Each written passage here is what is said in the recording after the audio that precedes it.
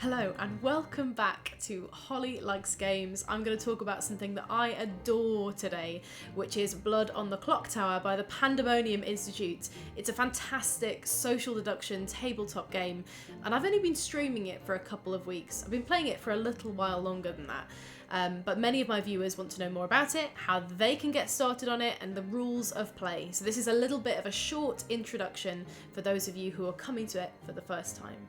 I will also say there are so many amazing experienced players of Blood on the Clocktower out there, and in the details of this video I'll be linking the Blood on the Clocktower website, which is a delicious font of knowledge, as well as the Blood on the Clocktower YouTube channel where they have playthroughs, a video of Gnarly Carly's where she goes through her adoration of Blood on the Clocktower. It's a brilliant video and I would urge you to check it out. And as well as that, I will be linking the playthroughs of Blood on the Clocktower by No Rolls Barred, because it's an amazing place to start, especially if you go back to the beginning of their videos where they really go through those beginner mechanics. It's a fantastic way to begin accessing Blood on the Clocktower. You find yourself in the endearing yet eerie, twee yet definitely murdery village of Ravenswood Bluff. And then there are these beautiful, ingenious, clever little ways that Blood on the Clocktower becomes a better game than so many others. The first is that every single character has a unique mechanic. They always have something that they can do.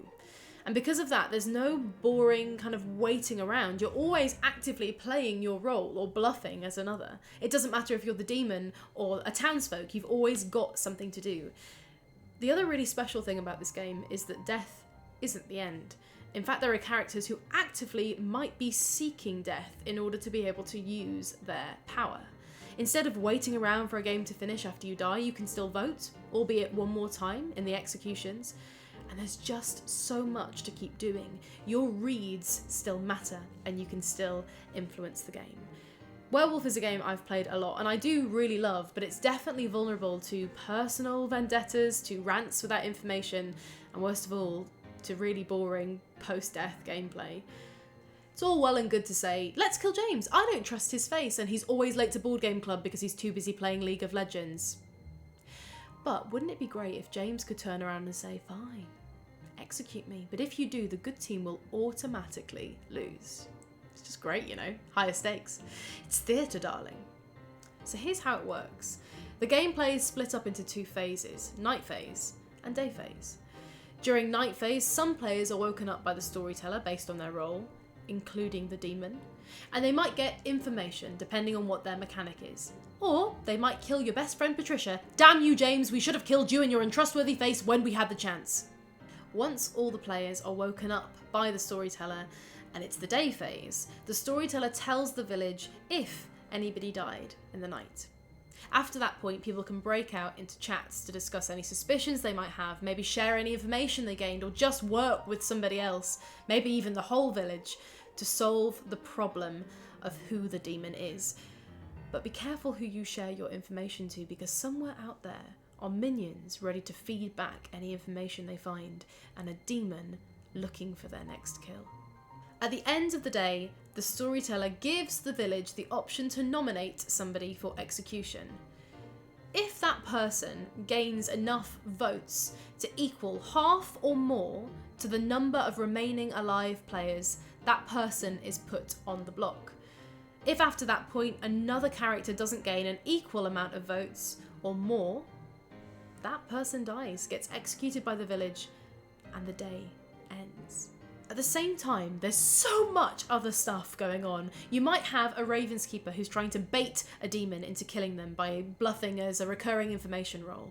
You might have a Slayer who's getting ready to take a shot as soon as their suspicions get a little bit more confirmed by any information. You might have a drunk who thinks they're one thing, but is actually the drunk and is going around and spouting false information to the group. What follows is chaos, and you never know if you're getting closer to winning for your team, or if actually it wasn't James all along, it was actually Bethany who you trusted on day one.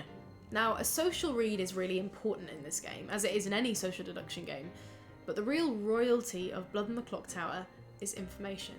And knowing this, the Pandemonium Institute have created so many ways in which information can become unreliable. Yes, you could be the drunk and be getting false information the entire game, but you could also be poisoned and get incorrect information either as a one-off or continually. The storyteller at any point within that could give you a little bit of true information so that actually you are led to trust your information and then accept things that are incorrect later in the game.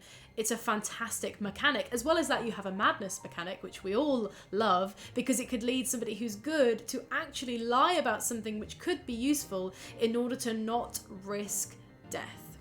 As well as this, there are characters that can just throw all information out of the window, like the Vortox, or in the Pokemon homebrew, Gengar, who makes all information at night completely false. So there are so many things you're trying to keep track of while you're playing. Blood on the Clocktower has 3 main scripts: Trouble Brewing, Sects and Violets, and Bad Moon Rising. Trouble Brewing is a great way to start playing the game because the mechanics are relatively self-explanatory, but it's also really rich for experienced players to come back to because there's just so many new combinations to try, and just because you've played as the empath doesn't mean you've played as the monk yet or as a minion yet. There's so much to do in this game and so much to try. Sects and Violets is then definitely a little bit spicier. You've got the introduction of madness. And then Bad Moon Rising is just absolute carnage. It's just carnage. As well as that, there are custom scripts in which players can pick characters from different scripts and put them together in new and interesting combinations. And then there are homebrew scripts in which players use the format of the game to create their own characters based around a theme. For example, Callum Church's Gotta Kill 'Em All Pokemon Blood on the Clocktower, which I've played on my stream and is coming to YouTube very soon. And also Stuart Clifford's Disney script, which I've played a few times, and I'm really looking forward to bringing to you guys in the future. How I came to Blood on the Clocktower is I'm an actor. I love role-playing games. I play a lot of video games. And I've always had a definite appreciation for social deduction, especially because it gets people who aren't actors to bluff, and I really love that. But unfortunately last year I was ill for a very long time and I couldn't do anything. And usually when I have a bit of energy, I'll video game through it as a distraction. But actually there was points last year, especially when I had COVID the second time, I couldn't do anything. And all I could really do was stick YouTube on and watch No Rolls Barred play Blood on the Clocktower, and I just got so into it. And then I was really lucky in January to get to play at Sliced and Diced in Birmingham, where Ben Burns was storytelling, and it just from that point on I was completely hooked. I now play it many times a week. Too many times a week, don't tell my partner. I just think it's a lovely game, and I'm so excited to be sharing more of it with you and hopefully to get some of you playing it. And that's all from me for now, but keep your eyes peeled because there will be more Blood on the Clocktower content coming to this channel very shortly. Good night.